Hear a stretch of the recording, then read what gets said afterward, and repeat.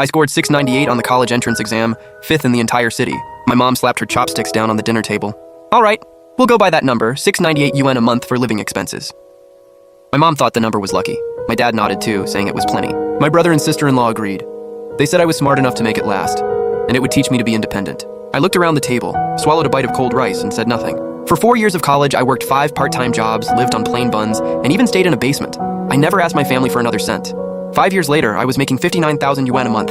Then my mom was hospitalized. She lay in bed, wiping away tears. Sweetheart, it wasn't easy for me to put you through school. Now that you're making big money, you should pay for my treatment. My brother and sister-in-law stood by the bed, staring straight at me. I set down the fruit basket. Then I slowly smiled. Mom, how old are you now? 58. Why? I nodded. Then do you remember how much you gave me each month when I was 18? The entire hospital room went so quiet, you could hear a heartbeat. I scored 698 on the college entrance exam, 5th in the entire city. The day my acceptance letter arrived happened to be a Saturday. My dad bought half a roast goose and my mom cooked 4 dishes. My brother Jack came home with his wife Anna, carrying a box of fruit. Everyone at the table was smiling. My mom Lucy placed the acceptance letter in the middle of the table like it was a trophy. Finally, someone in this family is going places. My dad Tom took a sip of his drink. You got into a top school, you made us proud.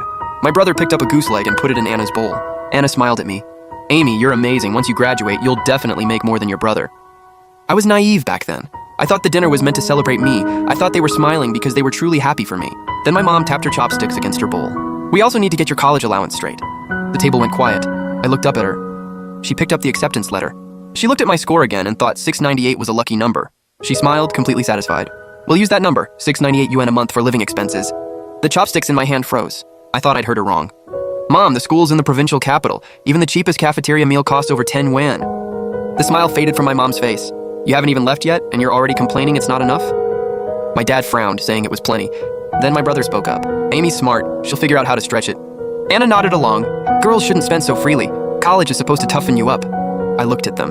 The roast goose on the table was still steaming. The goose leg was in Anna's bowl, while mine held nothing but a piece of cold greens. What about tuition? My mom put away the acceptance letter.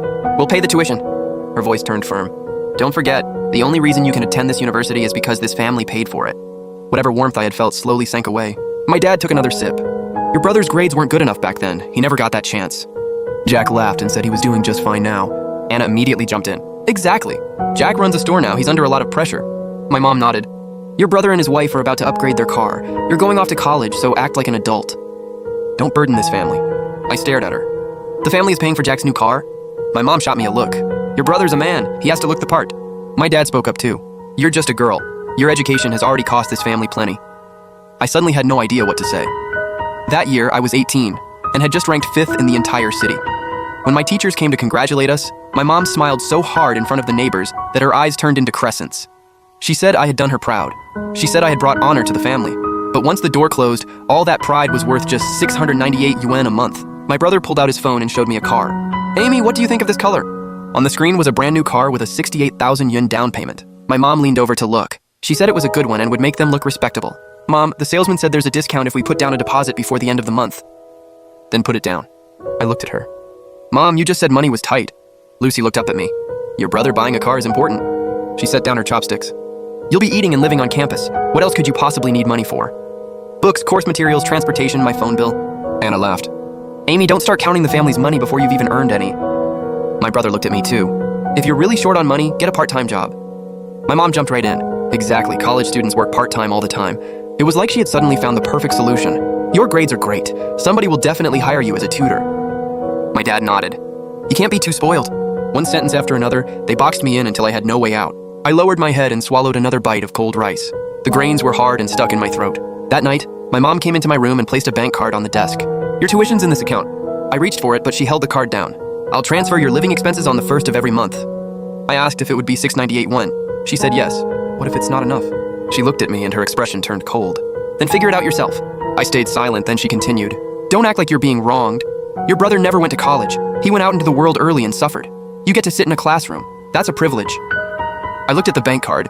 My name was on it, but my mom had set the password. She pushed the card toward me. The password is my birthday. I took the card. Mom, I want to manage it myself. She gave a little laugh. You're still a kid.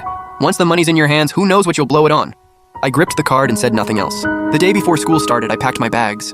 My mom stood in the doorway, watching me stuff my old clothes into the suitcase one by one. Don't compare yourself to other people once you get there. I said okay. Then she told me not to spend too much on food. I just said okay again. Don't date, don't waste money, don't embarrass this family. I just said okay again. My dad called from the living room telling me to hurry up so I wouldn't miss my ride. Jack was lying on the couch playing on his phone. The keys to his brand new car sat on the coffee table, the keychain gleaming. I dragged my suitcase out the door. Anna poked her head out of the kitchen.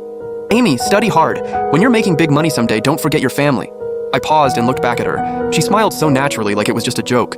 I smiled too, but I didn't answer. On the way to the station, my mom sent my first monthly allowance. My phone buzzed. $6.98 yuan received. She held the phone in front of my face like she had accomplished something huge, making sure I knew she had kept her word.